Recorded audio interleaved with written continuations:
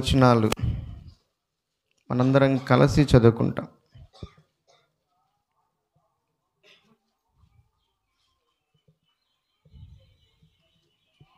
లేవీకాండం 23వ అధ్యాయం 4 నుంచి 8 వచనాలు. ఇవి యెహోవా నియామక కాలములు, నియమించిన కాలములను బట్టి మీరు చాటించవలసిన పరిశుద్ధ సంఘపు దినములు ఇవి. మొదటి దినము 14వ దినమున, మొదటి నెల 14వ దినమున సాయంకాలమందు యెహోవా పస్కా పండుగ జరుగును. ఆ నెల 15వ దినమున యెహోవాకు పొంగని రొట్టెల పండుగ జరుగును. 7 దినములు మీరు పొంగని వాటిని తినవలెను. మొదటి దినమున మీరు పరిశుద్ధ సంఘముగా కూడవలెను. అందులో మీరు జీవనోపాధి అయిన ఏ పనియు చేయకూడదు. 7 దినములు మీరు యెహోవాకు హోమార్పణము చేయవలెను. 7వ దినమున పరిశుద్ధ సంఘముగా కూడవలెను. అందులో మీరు జీవనోపాధి అయిన ఏ పనియు చేయకూడదని వారితో చెప్పుము. నిర్గమాకాండం 12వ అధ్యాయం 14 నుంచి 20 వచనాల వరకు కూడా మనం చదువుకుందాం. నిర్గమాకాండం 12వ అధ్యాయం 14 వచనం దగ్గర నుండి 20 వచనం వరకు కూడా మనం చదువుకుందాం. కాబట్టి ఈ దినము మీకు జ్ఞాపకార్థమైనదగును. మీరు యెహోవాకు పండుగగా దానిని ఆచరించవలెను. తరతరములకు నిత్యమైన కట్టడగా దానిని ఆచరింపవలెను. 7 దినములు పులియని రొట్టెలను తినవలెను. మొదటి దినమున మీ ఇండ్లలో నుండి పొంగినది పారవేయవలెను. మొదటి దినము మొదలుకొని 7వ దినము వరకు పులిసిన దానిని తిను ప్రతి మనుష్యుడు ఇశ్రాయేలీయుల నుండి కొట్టివేయబడును. ఆ మొదటి దినమున మీరు పరిశుద్ధ సంఘముగాను 7వ దినమున పరిశుద్ధ సంఘముగాను కూడుకొనవలెను. ఆ దినముల యందు ప్రతివాడు తినవలసినది మాత్రమే మీరు సిద్ధపరచవచ్చును. అదేగాక మరి ఏ పనియు చేయకూడదు. పులియని రొట్టెల పండుగను మీరు ఆచరింపవలెను. ఈ దినమందే నేను మీ సమూహములను ఐగుప్తు దేశముల నుండి వెలుపలికి రప్పించితిని గనుక మీరు మీ తరములన్నిటిలో ఈ దినమును ఆచరింపవలెను. ఇది మీకు నిత్యమైన కట్టడగా ఉండును. మొదటి నెల 14వ దినము సాయంకాలము మొదలుకొని ఆ నెల 21వ దినము సాయంకాల పర్యంతము మీరు పులియని రొట్టెలను తినవలెను. 7 దినములు మీ ఇండ్లలో పొంగినదేది ఉండకూడదు. పులిసిన దానిని తినువాడు అన్యుడే గాని దేశంలో పుట్టినవాడే గాని ఇశ్రాయేలీయుల సమాజములో నుండక కొట్టివేయబడును. మీరు పులిసినదేది తినక మీ నివాసములన్నిటిలో పులియని వాటిని తినవలనని చెప్పుమనెను. పాత నిబంధనలో ఇశ్రాయేలు ప్రజలకు దేవుడు 7 పండుగలను నియమించాడు. పండుగలను పరిచయం చేసిన దేవుడే. పండుగ అనగా అర్థం ఏంటంటే సంతోషించేటటువంటి సమయం. వీటిని నియామక కాలములు అని బైబిల్ గ్రంథంలో దేవుడు పిలిచాడు. ఎందుకంటే దేవుడు నియమించినటువంటి నిర్దిష్టమైనటువంటి కాలంలో వారు పండుగలను ఆచరించాలి. అందుకని వీటిని నియామక కాలములు, అలాగే యెహోవా పండుగలు అని పిలిచేవారు. ఎందుకు దేవుడు పండుగలను ఏర్పాటు చేశాడు అంటే తన ప్రజలైనటువంటి ఇశ్రాయేలు ప్రజలు దేవునిని బట్టి సంతోషించేవారుగా ఉండాలి. ఈ పండుగలను దేవుడు ఎందుకు వారికి నియమించాడు? ఈ పండుగలు ఎవరికి చేయాలి? ఈ పండుగలు ఎందుకు చేయాలి? ఈ పండుగలలో ఏం చేయాలి? గత భాగంలో మనం ధ్యానం చేసుకున్నాం. అయినప్పటికీ మరలా ఒకసారి జ్ఞాపకం చేస్తాను. పండుగలు ఎవరికి చేయాలి అంటే పండుగలు దేవుని కొరకు చేయాలి. ఎందుకు చేయాలి? అవి యెహోవాకు పండుగలు అని రాయబడింది. రెండోదిగా పండుగలు ఎందుకు చేయాలి అంటే దేవుని ప్రేమను, దేవుడు తన ప్రజల పట్ల చేసినటువంటి కార్యాలను వారు మర్చిపోకుండా దేవుని జ్ఞాపకం చేసుకుంటూ ఆయన్ని మహిమపరిచి ఆయన యొక్క సన్నిధిలో ఆయన ఆరాధించడానికి దేవుడు నియమించినటువంటి నియామక కాలములు. అంటే ఎందుకు దేవుడు నియమించాడంటే వారు దేవుని ప్రేమను, దేవుడు వారి పట్ల చేసిన కార్యాలను వారు మర్చిపోకూడదు. మూడవదిగా పండుగలు ఏం చేయాలి అంటే వారు పరిశుద్ధ సంఘములుగా కూడుకోవాలి, వారు దేవుని మహిమపరిచేవారుగా ఉండాలి, దేవుని బట్టి వారు సంతోషించేవారిగా ఉండాలి. కాబట్టి ఈ పండుగలలో దేవుడు సంతోషపడాలే తప్ప మన సంతోషం ప్రాముఖ్యంగా ఉండకూడదు. ఈ పండుగల్లో దేవుడు ప్రాముఖ్యమైన వాడుగా ఉండాలి. ఈ పండుగలు దేవుని ఆధారంగా చేసుకుని జరుపుకోవాలి. ఈ పండుగలలో దేవుణ్ణి, దేవుని ప్రేమను, దేవుడు చేసిన కార్యాలను జ్ఞాపకం చేసుకోవాలి. ఈ పండుగలలో దేవుని మహిమపరుస్తూ ఆయనను బట్టి మనం సంతోషించే వారంగా ఉండాలి. అందుకని దేవుడు పండుగలను ఏర్పాటు చేశాడు. లేవికాండం 23వ అధ్యాయంలో మొత్తం 7 పండుగలు ఉన్నాయి. మొట్టమొదటి పండుగ పస్కా పండుగ, రెండవ పండుగ పొంగని రొట్టెల పండుగ, మూడవ పండుగ ప్రథమ ఫలముల పండుగ, నాలుగవది పెంతెకొస్తు పండుగ, ఐదవది బూరల పండుగ, ఆరవది ప్రాయశ్చిత్తార్థ దిన పండుగ, ఏడవది పర్ణశాలల పండుగ. ఈ 7 పండుగలు పాత నిబంధన కాలంలో వారు అక్షరానుసారంగా ఆచరించారు. కానీ ఈ పండుగలన్నీ కూడా క్రీస్తును ఉద్దేశించినవి. ఈ పండుగలన్నీ కూడా క్రీస్తులో నెరవేరినాయి. అందుకని నిజస్వరూపము క్రీస్తులో ఉందని భక్తుడు సెలవిస్తూ ఉన్నాడు. అంతేకాదు ఈ పండుగలలో మొదటి 4 పండుగలు యేసుక్రీస్తు ప్రభువారి యొక్క మొదటి రాకడను సూచిస్తూ ఉన్నాయి.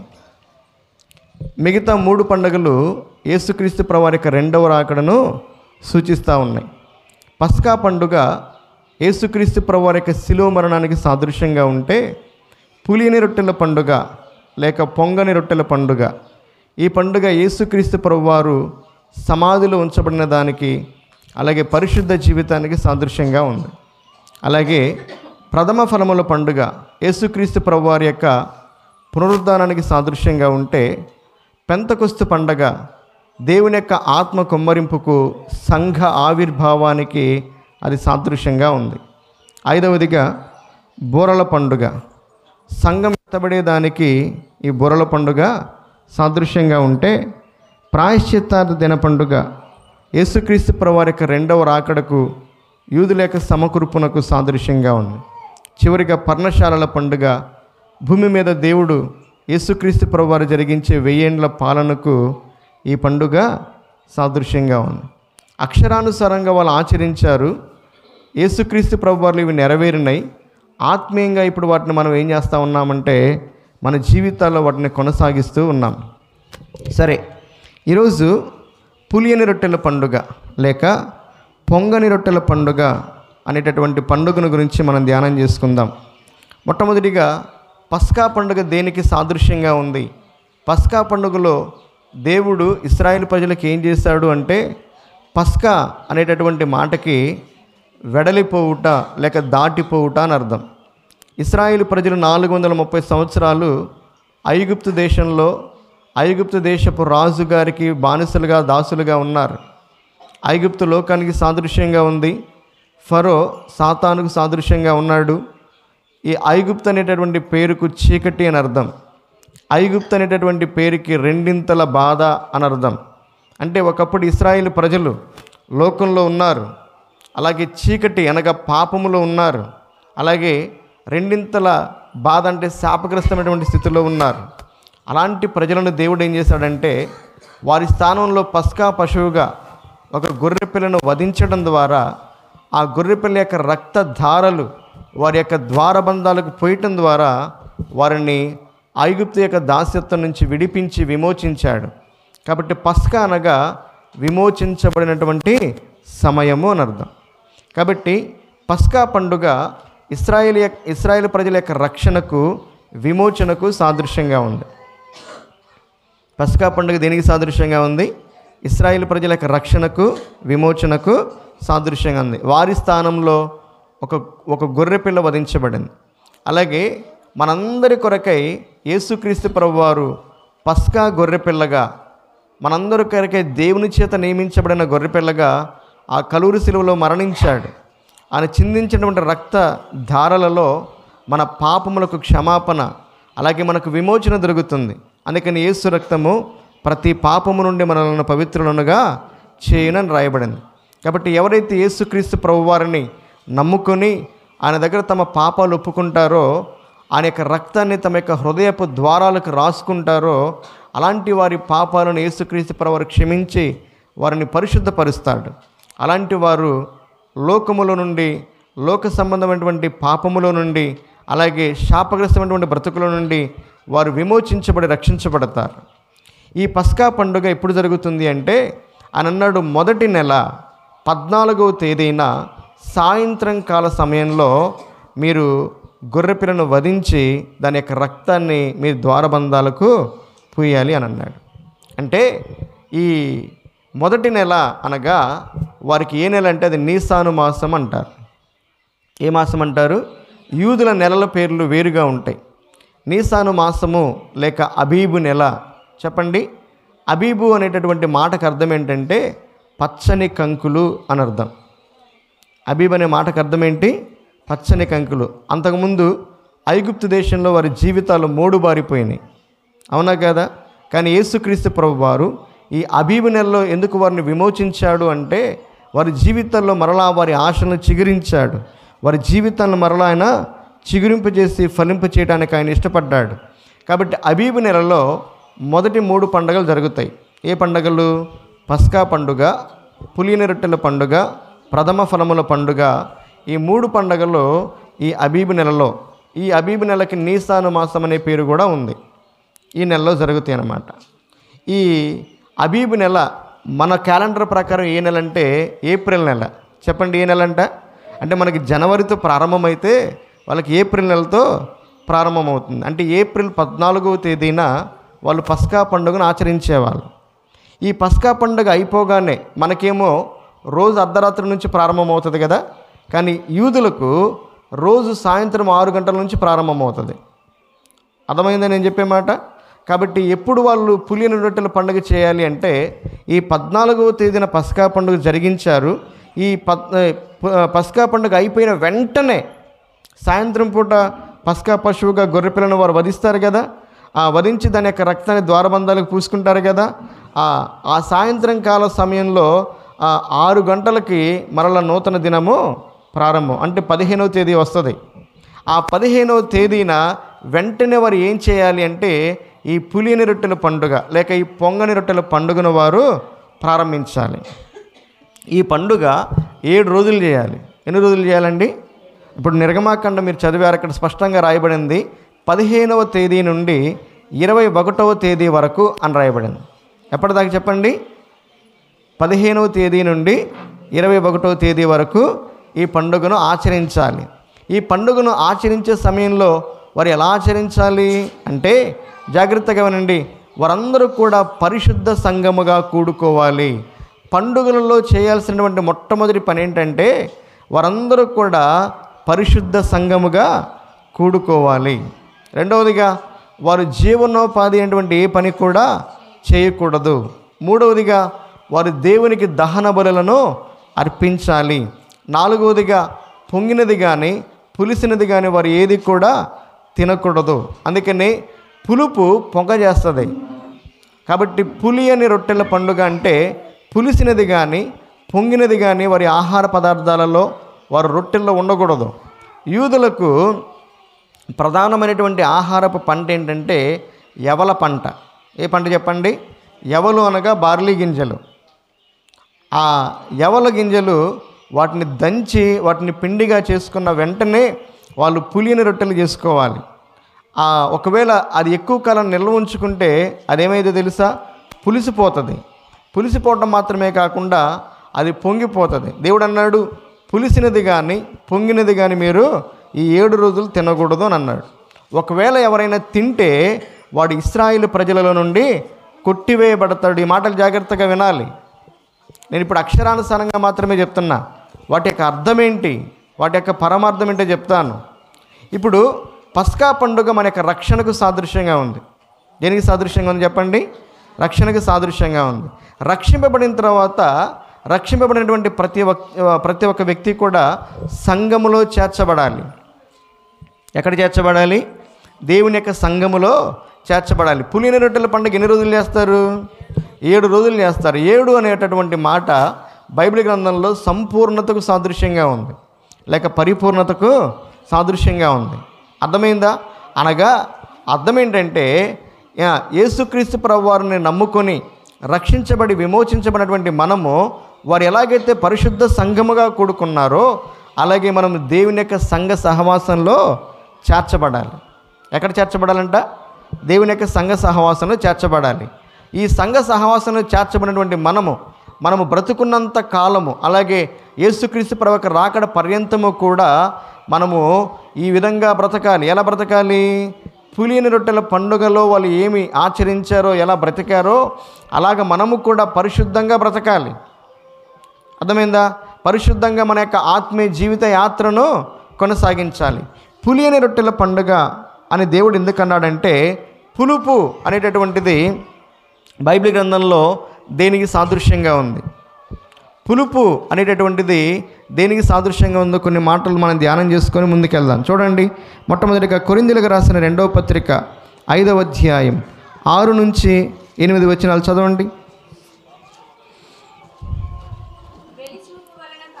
కొరింథీయులకు రాసిన 2వ పత్రిక 5వ అధ్యాయం 6 నుంచి 8 వచనాలు.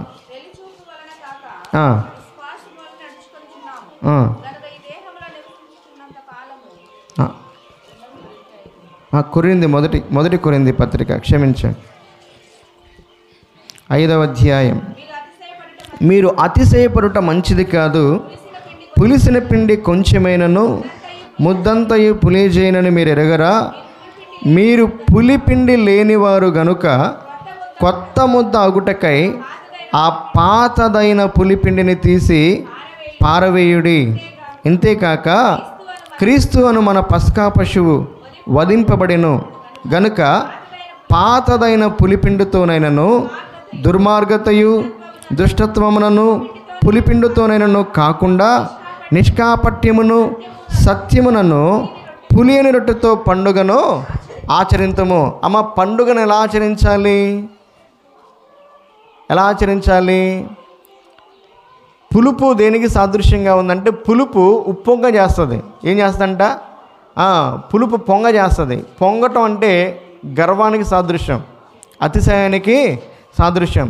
మనం రక్షించబడిన తర్వాత మనలో ఈ పాపం అనే పులుపు ఉండకూడదు. పాపాన్ని బట్టి మనం గర్వించకూడదు, పాపాన్ని బట్టి మనం అతిశయపడకూడదు. రెండవదిగా ఈ పులుపు దేనికి సాదృశ్యంగా ఉంది? అక్కడే పాతదైన పులిపిండితోనైనను దుర్మార్గతయు దుష్టత్వము దేనికి సాదృశ్యంగా ఉందంట? పులిపిండి లేక పులుపు అనేది దుర్మార్గతకు దుష్టత్వానికి సాదృశ్యంగా ఉంది. కాబట్టి రక్షింపబడి విమోచించబడినటువంటి మనము, దేవుని యొక్క సంఘంలో సమకూర్చబడినటువంటి మనము 7 రోజులు ఈ పండగను ఆచరించాలని దేవుడు చెప్పాడు కదా. ఈ 7 రోజులు పులిపిండి లేని లేక పులుపు లేనటువంటి లేక పొంగనిది లేనటువంటి దానిగా మీరు చూసుకొని ఆ పొంగని రొట్టెలను చేసుకోవాలి అని అన్నాడు. ఒకవేళ పొంగేది ఏదైనా మీ ఆహార పదార్థాల్లో కనపడితే దాన్ని తీసి మీరు బయట పారవేయండి అని అన్నాడు. ఈ యూదులు లేక ఇశ్రాయేల్ ప్రజలంట ఈ మొదటి దినము మొదలుకొని 7వ దినం వరకు కూడా ప్రతి దినము, జాగ్రత్తగా మాట్లాడండి, ప్రతి దినము కూడా వారి ఇంట్లో ఉన్నటువంటి ఆహార పదార్థాలని వారు ప్రతిరోజు పరీక్షించుకోవాలంట. ఏం చేయాలంట? పరీక్షించుకోవాలి. ఎందుకు పరీక్షించుకోవాలి అంటే, పులిసిపోయేది ఏదైనా, నిల్వన్నది ఏదైనా ఉందేమో అని వాళ్ళు పరీక్షించుకొని ఒకవేళ అలాంటిది వాళ్ళకి కనపడితే అలాంటిది వాళ్ళు వెతికి దాన్ని బయట పారవేయాలి. అయితే వాళ్ళు దాన్ని ఎలా వెతకాలి, ఎలా వెతుకుతారు అంటే, ఆనాటి కాలంలో ఇలాగ లైట్లు లేవు కదా, అందుకని వాళ్ళు ఏం చేసేవాళ్ళంటే దీపాన్ని వెలిగించేవాళ్ళు. ఏం చేసేవాళ్ళంట? దీపాన్ని వెలిగించేవాళ్ళు. ఆ దీపాన్ని వెలిగించి ఇంటిలోనికి వెళ్ళి ప్రతి మూల, ప్రతి ప్రదేశాన్ని, ప్రతి పాత్రను వాళ్ళు ఏం చేసేవాళ్ళంటే వాళ్ళు పరీక్షించేవాళ్ళు, వెతికేవాళ్ళు. నిల్వ ఉన్నటువంటిది, పులిసినది ఏదైనా ఉన్నదా అనేది వాళ్ళు వెతికి ఒకవేళ దానిలో వారి ఇంటిలో అలాంటిది కనపడితే దాన్ని తీసుకొని అది ఎంత విలువైనదైనా బయట వాళ్ళు పారవేసేవాళ్ళు. అలాగే పులుపు పాపానికి సాదృశ్యం కాబట్టి రక్షించబడి దేవుని యొక్క సంఘంలో చేర్చబడినటువంటి మనము కూడా మన ఆత్మీయ జీవితాన్ని ప్రతి దినము కూడా పరీక్షించుకోవాలి. ఎలా పరీక్షించుకోవాలి? వారి దీపాన్ని వెలిగించి వారు లోపలికి వెళ్ళి ఎలాగైతే ప్రతి పాత్రను చూశారో, అలాగే ప్రతి మూలను చూశారో, అలాగే ఈ బైబిల్ గ్రంథంలో దీపము వాక్యానికి సాదృశ్యంగా ఉంది. వారు దీపాన్ని వెలిగించిన విధంగా మనం ప్రతి దినము కూడా దేవుని యొక్క వాక్యాన్ని వినాలి, ప్రతి దినము కూడా దేవుని యొక్క వాక్యాన్ని చదవాలి. ఈ వాక్యపు వెలుగులో మన హృదయాన్ని, మన ఆలోచనలను, మన యొక్క మనస్సును, మన యొక్క చూపులను, మన యొక్క మాటలను పరీక్షించుకోవాలి. ప్రతి పాత్రను వాళ్ళు ఎలాగైతే పరీక్షించారో మనము కూడా మన యొక్క దేహంలో ఉన్నటువంటి మన అంతరంగాన్ని, మన చూపులు, మన క్రియలు, మన తలంపుల్ని పరీక్షించుకొని దేవునికి విరోధమైనటువంటి పాపపు కార్యం నా హృదయంలోనికి ఏమైనా ప్రవేశించిందేమో, నా చూపు ద్వారా, నా మాటల ద్వారా, నా మనసు ద్వారా ప్రవేశించిందేమో అని మనల్ని మనం పరీక్షించుకొని దాన్ని తీసి బయట పారవేయటం అంటే అర్థం ఏంటంటే యేసుక్రీస్తు ప్రభువు దగ్గర ఒప్పుకొని దాన్ని కడుక్కొని విడిచిపెట్టాలి. ఇది మన ఆత్మీయ జీవితానికి సాదృశ్యంగా ఉంది. పులియని రొట్టెల పండుగ ఆత్మీయ జీవితానికి సాదృశ్యంగా ఉంది. దేనికి సాదృశ్యంగా చెప్పండి? నోరు తెరిచి చెప్పండి అమ్మా. దేనికి సాదృశ్యంగా ఉంది? ఆత్మీయ జీవితానికి సాదృశ్యంగా ఉంది. ఈ పండుగలో ఎవరుండాలి? ఈ పులియని రొట్టెల పండుగలో నీ హృదయంలో యేసు ప్రభు ఉండాలి, నీ జీవితంలో యేసు ప్రభు ఉండాలి, నీ కుటుంబంలో యేసు ప్రభు ఉండాలి. యేసు ప్రభు లేకుండా పండుగ వ్యర్థమే. కాబట్టి దేవుడు మన హృదయాల్లో ఉండాలి. రెండవదిగా మనము దేవుని యొక్క సంఘముగా పరిశుద్ధంగా కూడుకోవాలి. అది పండుగ యొక్క ఉద్దేశం. మూడవది ఏంటంటే పొంగేదేది కూడా నీ యొక్క ఇంటిలో ఉండకూడదు. అంటే పులుపు దేనికి సాదృశ్యంగా ఉందంటే పాపానికి. అంటే రక్షింపబడిన తర్వాత మరలా నువ్వు పాపానికి అవకాశం ఇవ్వకూడదు, అపవిత్రతకి, దుర్మార్గతకి, దుష్టత్వానికి నువ్వు చోటు ఇవ్వకూడదు. ప్రతిరోజు కూడా నీ హృదయాన్ని పరీక్షించుకోవాలి. ఎందుకంటే పులుపు ఆహార పదార్థాల్లోకి తెలియకుండా ప్రవేశిస్తుంది. ఎలా ప్రవేశిస్తుందంట? తెలియకుండానే ప్రవేశిస్తుంది. రెండవదిగా ఈ పులుపు వ్యాపింపజేస్తుంది, లేక పొంగేటట్లుగా చేస్తుంది. అంతేకాదు పులుపు మత్తును కలుగజేస్తుంది. దేన్ని కలుగజేస్తుందంటే అలాగే రక్షించబడినటువంటి మన జీవితాల్లో కూడా మనకి తెలియకుండా మన చూపుల ద్వారానో, మన ఆలోచన ద్వారానో పాపం అనేది మన హృదయంలోకి ప్రవేశిస్తుంది, అది వ్యాపిస్తుంది. అది కొంతకాలానికి పాపం అనే మత్తులోనికి మనల్ని దించుతుంది. అందుకని ప్రతిరోజు వాక్యాన్ని తెరచి ఆ వాక్యపు వెలుగులో మన జీవితాలని, మన హృదయాల్ని పరీక్షించుకుంటూ, సరిదిద్దుకుంటూ మన ఆత్మీయ జీవితాన్ని పరిశుద్ధంగా కొనసాగించాలి. అందుకని ఇక్కడ రాయబడినటువంటి మాట ఏంటంటే పరిశుద్ధముగాను, నిష్కాపట్యముగాను, మూడవదిగా సత్యముగాను మనం ఈ పండుగను ఆచరింతము అని అన్నాడు. నేను ఒక మాట అడుగుతున్నాను, ఆనాటి కాలంలో వారు అలాగా పరిశుద్ధంగా దేవుడు నియమించినటువంటి పండుగలను ఆచరించారు. ఈనాటి కాలంలో ఎంతమంది పండుగలు చేసే వాళ్ళు ఉన్నారు? ఈ పండుగలలో ఎంతమంది పరిశుద్ధంగా పండుగను ఆచరిస్తూ ఉన్నారు? ఈ పండుగలు ఎంతమంది దేవుణ్ణి మహిమపరుస్తూ ఆచరిస్తూ ఉన్నారు? ఈ పండుగలు ఎంతమంది దేవుణ్ణి కలిగి దేవుని యొక్క సంఘంలో సంతోషిస్తూ దేవుని నియమించినటువంటి పండుగలని ఆచరిస్తూ ఉన్నారు? పండుగ అంటే ఏదో తిని త్రాగటం కాదు, కొత్త వస్త్రాలు ధరించుకోవడం కాదు. పండుగ అనగా అర్థం ఏంటంటే దేవుడు అనుగ్రహించినటువంటి రక్షణ భాగ్యాన్ని పొందుకొని పరిశుద్ధతను కలిగి మన ఆత్మీయ జీవితాన్ని కొనసాగించటమే. రక్షించబడినటువంటి నీవు నీ సొంత రక్షణను కొనసాగించాలి. ఏం చేయాలంట? రక్షణను కొనసాగించాలి. ఎలా కొనసాగించాలి? పరిశుద్ధముగా చాలామంది మారు మనసు పొంది బాప్తిసం పొందుకొని సంఘంలో చేర్చబడిన తర్వాత మరలా పాత జీవితానికి వెళ్ళిపోతారు, పాప జీవితానికి వెళ్ళిపోతారు. వారి మాటల్లో, వారి చూపుల్లో, వారి క్రియల్లో, వారి ప్రవర్తనలో పెద్ద మార్పు కనపడదు. అదేమిటంటే మేము బాప్తిసం తీసుకున్నాం, బాగానే ఉంది, మేము పరలోకానికి వెళ్తామనే భ్రమలో ఉన్నారు, మత్తులో ఉన్నారు చాలామంది. ఈ మత్తు నుంచి విడిపించబడాలి. రక్షింపబడిన తర్వాత మరలా పాపం చేయమని దేవుడు ఎక్కడా చెప్పలేదు. చెప్పాడా? మరి ఎక్కువ కీడు నీకు కలగకుండానట్లుగా ఇక ఎన్నటికి నీవు పాపమో చేయొద్దు అని బేతస్తా కోనేటి దగ్గర బాగుపడినటువంటి ఆ వ్యక్తితో దేవుడు చెప్పాడు. వ్యభిచారమందు పట్టబడినటువంటి స్త్రీని యేసు ప్రభువు క్షమించి, అమ్మా ఇక ఎన్నటికి నువ్వు పాపమో చేయొద్దన్నాడు. యోహాను మొదటి పత్రిక 2వ అధ్యాయం 1వ వచనంలో నా చిన్న పిల్లలారా మీరు పాపము చేయకుండాట్లుగా ఈ సంగతులు మీకు నేను వ్రాయిచున్నాను అని అన్నాడు. రక్షణ పొంది సంఘంలో చేర్చబడినటువంటి నీవు మరలా పాప జీవితంలోకి, పాత జీవితంలోకి వెళ్ళకూడదు. చదవండి ఈ మాట. పిలిపిలికి రాసిన పత్రిక 2వ అధ్యాయం 12వ వచనం చదవండి. పిలిపిలికి రాసిన పత్రిక 2వ అధ్యాయం 12వ వచనం. కాగా నా ప్రియులారా, మీరు ఎల్లప్పుడూ విధేయులై ఉన్న ప్రకారము నా ఎదుట ఉన్నప్పుడు మాత్రమే కాకుండా మరి ఎక్కువగా నేను మీతో లేని ఈ కాలమందును భయముతోనూ వణకుతోనూ మీ స్వంత రక్షణను కొనసాగించుడు. ఎలా కొనసాగించాలంట? రక్షింపబడినటువంటి నీవు నీ స్వంత రక్షణను పరిశుద్ధంగా దేవుని భయముతోనూ వణకుతోనూ కొనసాగించాలి.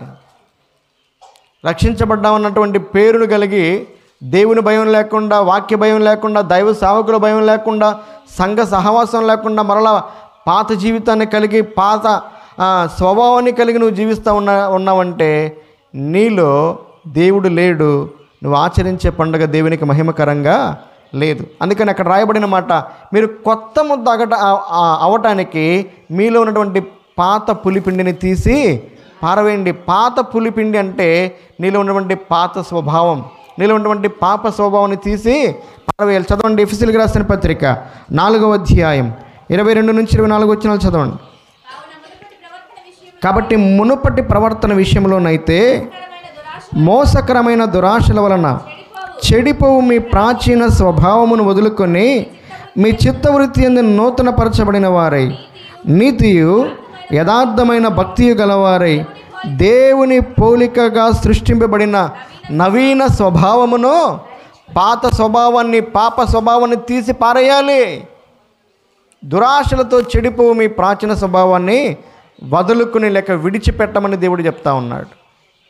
కాబట్టి మొట్టమొదటిగా పులుపు పాపానికి, దుర్మార్గతకు, దుష్టత్వానికి సాదృశ్యంగా ఉన్నది. అంటే పాపము లేని పరిశుద్ధ జీవితాన్ని కలిగి మనం పండుగలను ఆచరించాలి. రెండవదిగా చూడండి, ఈ పులుపు దేనికి సాదృశ్యంగా ఉందో ఒక మాట చదువుకొని ముగించుకుందాం. మార్కు సువార్త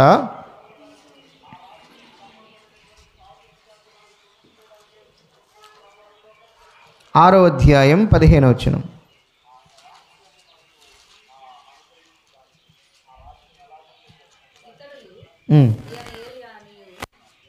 చదవండి.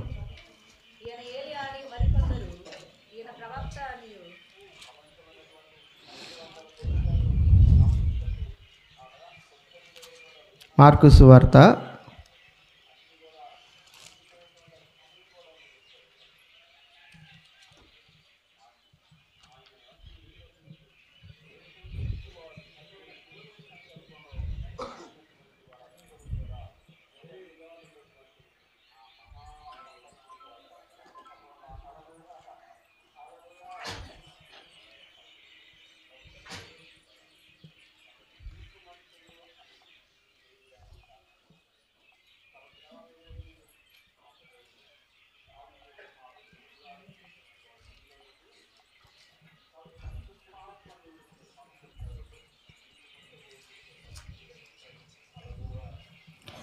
8వ అధ్యాయం 15వ వచనం. మార్కు సువార్త 8వ అధ్యాయం 15వ వచనం.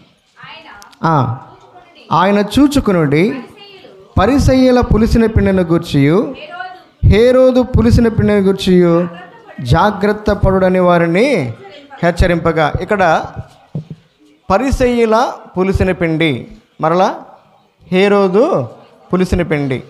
పరిసయ్యుల పులిసిన పిండి అంటే ఏంటో చెప్పండి. పరిసయ్యులు వారు ధర్మశాస్త్రం అంతటినీ కూడా ఎరిగిన వారే కానీ వారు తమ జీవితంలో ఎప్పుడు ధర్మశాస్త్రాన్ని పాటించాల. అందుకని యేసుక్రీస్తు ప్రభువారు వారిని ఏమన్నాడంటే, అయ్యో వేషధారులైన శాస్త్రులారా, పరిసయ్యులారా అని అన్నాడు. ఈ పరిసయ్యుల పులిసిన పిండి అంటే ఆ వేషధారణతో కూడినటువంటి జీవితాన్ని మనము బ్రతకకూడదు. పరిసయ్యులు వేషధారణకు సాదృశ్యంగా ఉన్నారా? మత్తయి సువార్త 23వ అధ్యాయంలో ఈ పరిసయ్యుల గురించి ఒక అధ్యాయం అంతా రాశాడు మత్తయి భక్తుడు. ఆ 23వ అధ్యాయంలో అయ్యో వేషధారులైన శాస్త్రులారా, పరిసయ్యులారా, మీరు చెప్పుదురే కానీ మీరు వాటిని చేయరన్నాడు. అంటే వాక్యమంతా తెలియటం కాదు గొప్ప సంగతి, వాక్యాన్ని వినటం కాదు గొప్ప సంగతి, వాక్య ప్రకారం బ్రతకటమే గొప్ప సంగతి. అందుకని రోమాపత్రిక 2వ అధ్యాయంలో ధర్మశాస్త్రమును వినువారు నా దృష్టికి నీతిమంతులు కారు కానీ ధర్మశాస్త్రానుసారంగా బ్రతికేవారే నా దృష్టికి నీతిమంతులు అన్నాడు దేవుడు.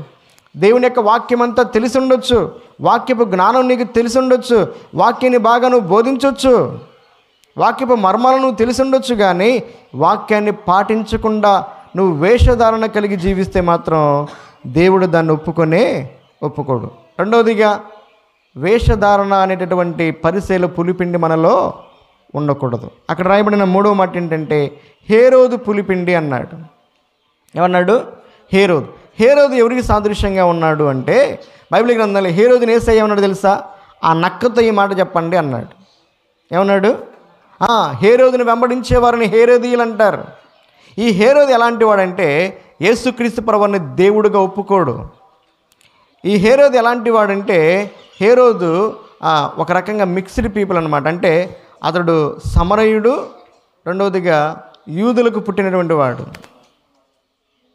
అంటే ఒక పక్క సమరయుడు కాదు, ఒక పక్క యూదుడు కూడా కాడు. ఈ హేరోదు యేసుక్రీస్తు ప్రభువుని నేను కూడా ఆరాధిస్తానన్నాడు. ఆరాధించాడా? ఏమా? చంపడానికి మనుషులను పంపించి కనికరం లేకుండా 2 సంవత్సరాల్లో పిల్లలందరినీ కూడా చంపించాడు. అంటే అర్థం ఏంటంటే హేరోదు మోసపూరితమైన స్వభావం కలిగినవాడు. నక్క స్వభావం ఏంటి చెప్పండి? కుయుక్తి కలిగింది. ఈ రోజుల్లో చాలామంది హేరోదు లాంటి వాళ్ళు తయారయ్యారు. యేసుక్రీస్తు ప్రభువు దేవుడు కాడు, ఆయన కేవలం దేవుని కుమారుడు మాత్రమే అని చెప్పి బోధించేటటువంటి క్రైస్తవ గుంపులు కొంతమంది వస్తూ ఉన్నారు. అందుకనే హేరోదీయులు అనగా వారు బోధనలో వాస్తవం ఉండదు, సత్యం ఉండదు. బైబిల్ గ్రంథంలో దేవుడు సెలవిస్తూ ఉన్నాడు, ఆయన సర్వాధికారి అయినటువంటి దేవుడు. ఎవరంటే యేసుక్రీస్తు ప్రభువారు. రోమాపత్రిక 9వ అధ్యాయం 5వ వచనంలో ఆయన సర్వాధికారి అయినటువంటి దేవుడు అయి ఉన్నాడని రాయబడింది. తీతు రాసిన పత్రికలో ఆయన మహాదేవుడు అని రాయబడింది. యోహాను మొదటి పత్రికలో ఆయన నిజమైనటువంటి దేవుడు, నిత్య జీవమై ఉన్నాడని రాయబడింది. యెషయా గ్రంథం 9వ అధ్యాయం 6వ వచనంలో ఆయన బలవంతుడైనటువంటి దేవుడని చెప్పబడ్డాడు. అలాగే యోబు గ్రంథం 19వ అధ్యాయంలో నా విమోచకుడు సజీవుడు అంటే ఈయన సజీవుడైనటువంటి దేవుడు. ఈ విధంగా యేసుక్రీస్తు ప్రభువారు దేవునిగా దేవుని యొక్క వాక్యంలో దేవుడు మనకు బోధిస్తూ ఉంటే చాలామంది ఇదే బైబిల్ చేతబట్టుకొని బైబిల్లో తప్పులు ఉన్నాయి, యేసుక్రీస్తు ప్రభువారు దేవుడు కాదు అని బోధించి ఆయన మహిమను తగ్గించే గుంపులు బయలుదేరారు. వారిని హేరోదీయులు అన్నారు. అలాంటి వారి యొక్క బోధలు మనం ఏం చేయకూడదంట? వినకూడదు, పాటించకూడదు. ఎందుకంటే ఈ హేరోదు బాప్తిస్మం ఇచ్చి యోహాన్ని చంపించాడు. ఈ హేరోదు యేసుక్రీస్తు ప్రభువుని బాప్తిస్మం ఇచ్చి యోహాను ప్రవచనాన్ని కూడా, ఆ ప్రవచనం సరైందేనా? ఈ హేరోదు అపోస్తల కార్యముల గ్రంథం 12వ అధ్యాయంలో బోధ చేశాడంట. అది మనుషులకు నచ్చిద్ది, కానీ దేవునికి నచ్చదు. ఆ బోధలో దేవునికి మహిమ లేదు. అందుకే దేవుని దూత అతన్ని మొత్తాడని రాయబడింది. ఒక పక్క దేవుని యొక్క అపోస్తలను చంపుతూ ఒక పక్క మరల బోధలు చేస్తూ ఉన్నాడు. ఇదే హేరోదీయుల పులిపిండి, మోసపూరితమైనటువంటి పులిపిండి. అబద్ధ బోధకుల గురించి దేవుడు జాగ్రత్తగా ఉండమన్నాడు. యేసుక్రీస్తు ప్రభువారిని దేవుడు అని ఎవడైతే ఒప్పుకోడో వాడెవడైనా సరే వాడు మోసపూరితమైనటువంటి వ్యక్తి. అలాంటి వారిని, అలాంటి బోధనలు మనం నమ్మకూడదు. అందుకే పరిసయ్యుల పులిపిండి వేషధారణ, హేరోదీయుల పులిపిండి దేనికి సాదృశ్యంగా ఉందంట? మోసపూరితమైనటువంటి అబద్ధ బోధలకు సాదృశ్యం. 3వదిగా చూసుకుని ముగించుకుందాం. చూడండి, మత్తయి సువార్త 16వ అధ్యాయం 6వ వచనం. మత్తయి సువార్త పరిసయ్యులు సద్దూకయ్యులు అనువారి. మూడవదిగా ఏ పులిపిండి అంట? సద్దూకయ్యుల పులిపిండి. సద్దూకయ్యుల పులిపిండి అంటే ఈ సద్దూకయ్యులు ఎలాంటి వారు? చూడండి, మత్తయి సువార్త 22వ అధ్యాయం 23వ వచనం. పునరుద్ధానము లేదనడి చెప్పు. అమ్మా, ఈ సద్దూకయ్యులు ఎలాంటి వాళ్ళంటే బైబిల్ గ్రంథంలో పరలోకం ఉంది, పునరుద్ధానం ఉందని దేవుడు చెప్తా ఉంటే వీరు పునరుద్ధానం లేదు అని వాదించేవాళ్ళు. యూదులే, కానీ యూదుల్లో ఒక తెగ సద్దూకయ్యులనే తెగ. అంటే ఈ సద్దూకయ్యులు అనేటువంటి వారి పులిపిండి, వీరి బోధన ఎట్లాగుంటాయంటే వీరు స్వస్థతలు లేవంటారు, దేవుని యొక్క పరిశుద్ధాత్మ కార్యాలు లేవంటారు, పరలోకం లేదంటారు. జాగ్రత్త, ఇలాంటి వారిని మనం వెంబడించకూడదు. స్వస్థతలు లేవు, అద్భుతాలు లేవు, పండగలు చేయకూడదు, అది చేయకూడదు, ఇది చేయకూడదు అని చెప్పి ప్రతి వారిని కూడా విమర్శిస్తూ ఉంటారు. ఇది కూడా ఒక పులిపిండే. ఇలాంటి వారిని మనం ఏం చేయాలంటే తీసి పారవేయాలి. మొట్టమొదటిగా అతిశయం.